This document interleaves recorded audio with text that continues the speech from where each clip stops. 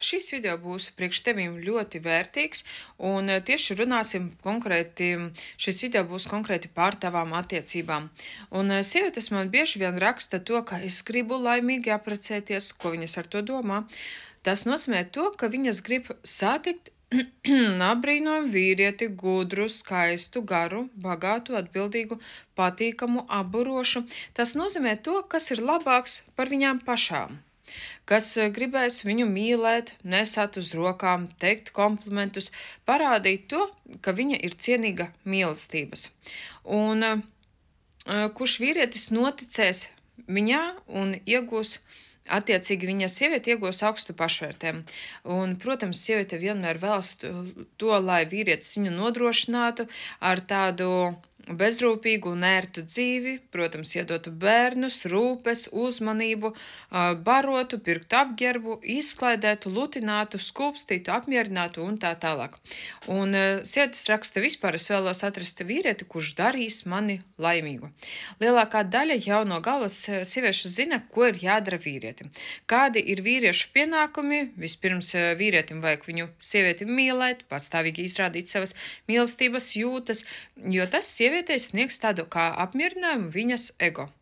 Un viņa tad patiecīgi pārstās skumt, ja viņa ir, piemēram, apaļīga vai citas krāsas mati. Ja viņš viņu mīl, tad ar viņu viss ir kārtībā.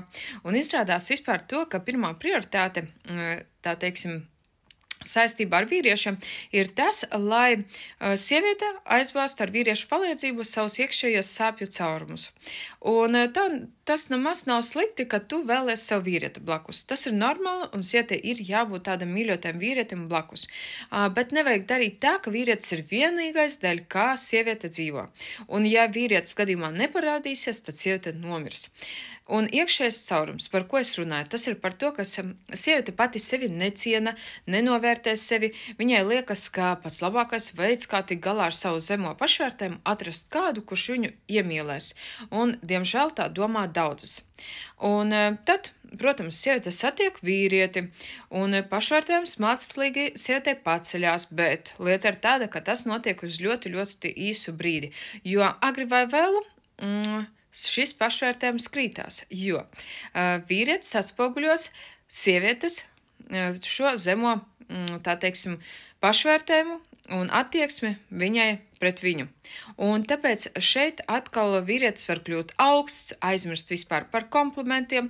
Otkārt, sieviete uzskata, ka vīrietim ir jāatrisina visi finanšu jautājumi, nodrošināt mājokli vai vismaz paņemt uz sevis ikdienas izdevumus, atvaļinājumi, iepirkšanās un ideālā gadījumā vispār atbrīvot sievieti no nevēlama un garlaicīga darba.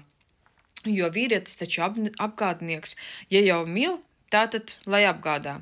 Treškārt, katra sieviete, protams, precīzi zina, ka vīrietim jābūt ar lielo burtu, viņam ir jābūt tādam kā balss spēkam, prast ātri un stingri pieņemt lēmumus, zināt, ko darīt sarežģītās situācijās, spēt atrisināt jebkuru problēmu. Protams, prasa salabot krānu, uzbūvēt māju, un viņam nav tiesību vīrietim izrādīt savu vājumu, jo viņš taču ir spēcīgs cilvēks. Ceturkārt, summa vispār visu vīriešu pienākumu darīt sievieti laimīgu. Tas ir tāds ļoti svarīgs un sveids pienākums, jebkura īsta vīrieša. Un tā, diemžēl, dzīvo 80% no sievietēm, bet nes kāpēc gadi iet, partneris tā arī laimi neatnes, un tad atkal vīrietis pārāk maz pelna, tad atkal skatās vīrietis uz citu sievieti, tad laiku pārāk maz velta sievietei, tad ziedus nedāvina, un pēc tam sieviete sēž virtuvē savā pie vīna glāzes un smagi nopūšas un domā, nav laimes dzīvē. Un tad arī pēkšņi vīrietis aiziet projām, viņa neskatās uz to, ka vīrietis īsti tā arī laimi neatnesa viņas attiecībās. Viņa sāk slimot ar vienu vienīgu ideju, kā atgriezt vīrieti atpakaļ. Un atkal mērķis ir viens un tas pats – atkal kļūt laimīgai uz vīrieša rēķina. Bet gala rezultātā, kā izrādās, tas nav iespējams ne no materiālā puses, ne no enerģijas puses. Tāpēc, mīļās sievietes, ja jūs vēlaties atrast laimi personīgai dzīvē, un tam nav nozīmes, vai tu esi precējusies, vai tu esi viena, vai tu jau ar kādu satiecies, un ja tev ir apnicis regulāri būt nelaimīgai, un tu patiešām vēlies kļūt patiešām un pa īstam maģiska, laimīga sieviete, no kuras pats labākais vīrietis kļūst traks vienkārši. Tad aicinu tevi noskatīties bezmaksas webināru Laimīgas attiecības. To tu atradīsi manā mājaslapā www.ligadonoska.com, noteikti zem video šeit būs ielikts šis links. Ienāc, noskaties šo bezmaksas webināru, aptuveni aizņems pusotru stundu. Noskaties un tu redzēsi, kā atjaunot attiecībās skaisli, romantiku, iekāri un pārēj uz mājaslapu tieši tagad. 20% sievietes, kuras nemeklē laimi vīriešos, vai tiešām viņas ir atteikušās un nolēmušas atteikties vispār no mīlestības un vispār no attiecībām? Nē, tieši otrādi. Viņām ir absolūti brīnišķīgi vīri, ideālas romantiskas attiecības, un kur tad noslēpums slēpjas šajā visā? Lieta ir tāda, ka šīs konkrētās sievietes, viņas neuzliek vīrietim par pienākumu, lai viņš dara šīs sievietes laimīgas, viņas nepieprasa un pat negaida to no sava vīrieša. Viņas atrada laimi sevī, iekšpusē sevī, un kādas tās bija pirms iestājušās attiecībās, tāpēc viņas jau pirms iestājās attiecībās jau bija laimīgas. Bet, protams, vīrietis tāds īsts un gādīgs, ieejot šīs sievietes, tā teiksim, dzīvē, to izdakarēja. Un ja vīrietis kaut kādu iemeslu dēļ pazudis, tas nedarīs sievieti nelaimīgu, jo laime vienmēr ir kopā ar viņu.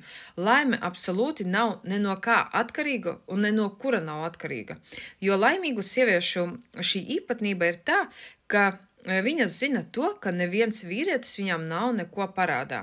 Un tāpēc mīļotais vīrietis nedzīvo priekš viņas. Viņš tāpat kā katrs cilvēks uz zemes dzīvo priekš sevis. Un vīrietim nav nemaz pienākums pakļauties sievietes interesēm, problēmām, vajadzībām. Partnerim nav pienākums viņu mīlēt. Ja sievieti mīl, tad viņā noteikti ir kaut kas īpašs, tāds kaut kāda rozīnīte, kas dara viņu tik laimīgu. Un viņa uzzina, kas tas ir, un cenšas to vienkārši pastiprināt, un zina, ka viņu mīlēs vēl vairāk. Un, protams, kad vīrietis dara priekš sievietes, tas notiek tikai tāpēc, ka viņš pats to vēlas. Tā ir viņa vīrieša paša vēlme. Un sievietē, protams, ir kaut kas svarīgs priekš viņa, tad rada vēlmi iepriecināt sievieti, bet ne jau tāpēc, ka tas ir konkrēti vīrieša pienākums. Un ja vīrietis paliek ar sievieti, turpina viņu mīlēt daudzus gadus, tas nenotiek no pienākuma apziņas vai no solījuma. Cilvēkiem nepatīk kaut ko darīt no vainas apziņas sajūtas. Un tagad atbrīvo absolūti visas savas prasības pret esošo vīrieti vai tam svešiniekam, kas ir tikai ceļā pie tevis. Neviens no viņiem nav pienākums ne mīlēt tevi līdz galam, ne iepriecināt un pat nenodrošināt. Vīrietis to izdarīs tikai vienā gadījumā, ja to pats vīrietis vēlēsies. Un ja tu būsi tā sieviete, kura gribēs mīlēt, iepriecināt, dievināt, vai tu zini, kāda ir tā sieviete? Tā ir tā, kuras dēļ vīrietis ir gatavs atdot pusi savas karaļvalsts. Tā jau ir tā sieviete, kura jau ir laimīga. Šī sieviete nav kopā ar vīrieti tikai tam dēļ, ka nopelnīja, un nevis tāpēc, ka nolēma atrisināt viņas problēmas, un ne jau tāpēc, ka viņš saka viņai komplimentus. Sieviete ir kopā ar viņu, jo reāli patiesi vienkārši mīl viņu, un viņa ir laimīga.